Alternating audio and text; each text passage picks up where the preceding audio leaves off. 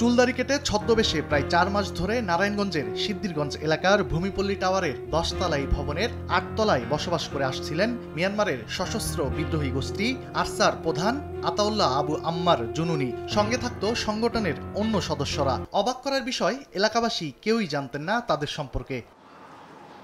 এলাকাবাসী বলছেন, নামাজ পড়া এবং প্রয়োজনীয় কাজ ছাড়া তারা কখনোই বাসা থেকে বের হতেন না।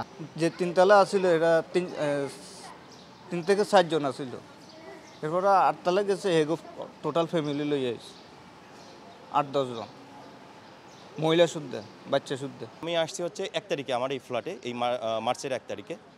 তা আমি দীর্ঘদিন নিচে গ্যারেজে আমি ফ্ল্যাটের কাজ করাইছি, আমার ফার্নিচারের কাজ করাইছি, কিন্তু আমি মানে রানিং অবস্থায় ওদের চেহারা কখনো দেখিনি। একটা লোককে চিনছি, কারণ হচ্ছে একটা লোক আপনার মেবি মাসখানিক আগে নতুন একটা ফার্নিচার কিনছিল। এর আগে কোনো কিছু জানতাম না আমরা, কিন্তু উনি নামাজে যাইতো, এই লোকগুলা নামাজ পড়তো, নামাজের জন্য ডাকতো, ভাই নামাজে চলেন, একটুকুই।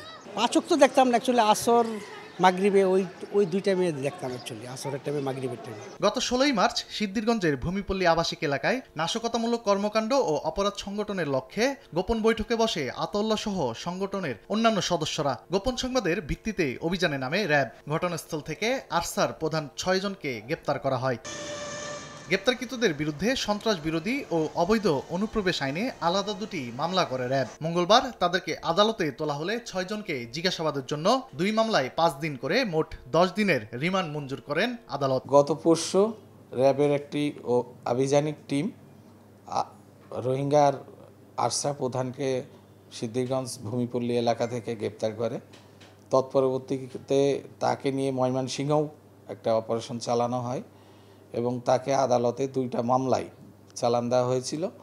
আমার পুলিশ তাদেরকে রিমান্ড প্রেয়ার করে এবং 10 দিনের রিমান্ড নিয়ে আসে 2টি মামলায়।